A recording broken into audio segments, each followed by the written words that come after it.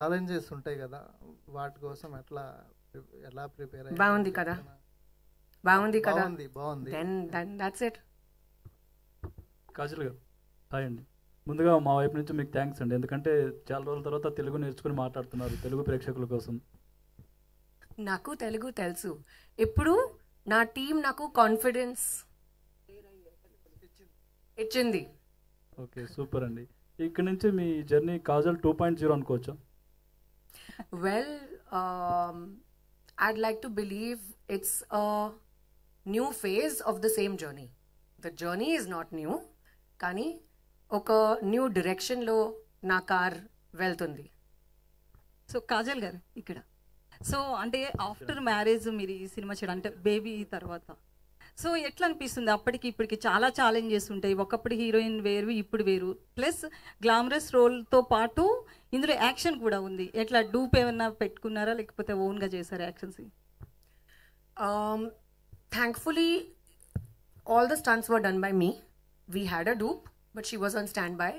But we did not really need her.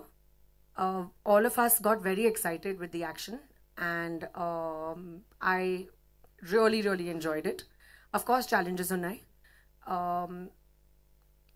After a baby, ekkuva responsibilities unnai.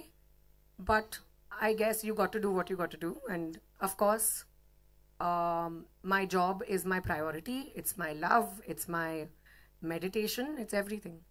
So అంటే next ఈ movie తర్వాత lady oriented movie వస్తే చేస్తారా, లేదు దానికి సేమ్ ఏ చిరంజీవి గారు పక్కనో బాలకృష్ణ పక్కన ఒక రోల్ వస్తే రెండిట్లో ఏది సెలెక్ట్ చేసుకుంటారు?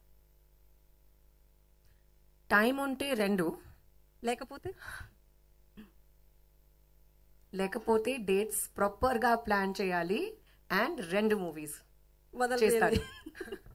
సో డైరెక్టర్ గారు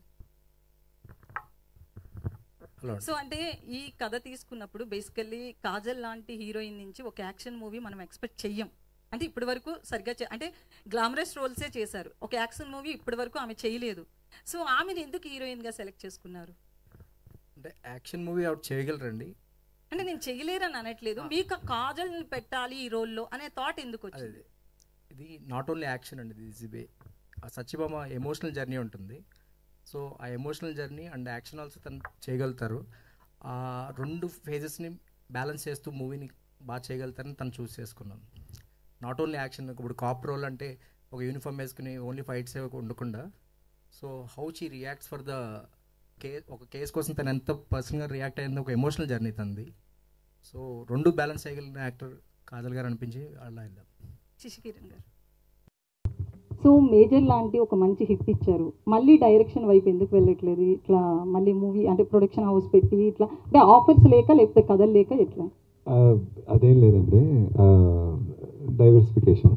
so want to be complete film maker. ఇంకా వేరే అరీనాస్ కూడా చూస్తున్నాను, త్వరలో నా డైరెక్షన్ కూడా స్టార్ట్ చేస్తున్నాను. యా అంతే, ఇంక పెద్ద ఎజెండా ఏమీ లేదండి దీనికి. యా ఈ మూవీకి నేను ఫస్ట్ నుంచి రైటింగ్లో ఉన్నానండి, అండ్ నా మూవీ కూడా రైటింగ్ ప్యారలల్గా చూసుకుంటున్నాను. అండ్ సుమన్ అప్రోప్రియేట్ అనుకున్నాము, తను ఎప్పటి నుంచో నాతో ట్రావెల్ అవుతున్నాడు. సో దట్స్ ద రీజన్, పెద్ద రీజన్ ఏం లేదండి.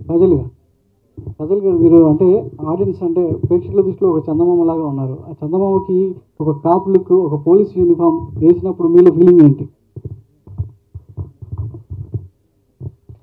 నాకు ఫీలింగ్ చాలా నచ్చింది.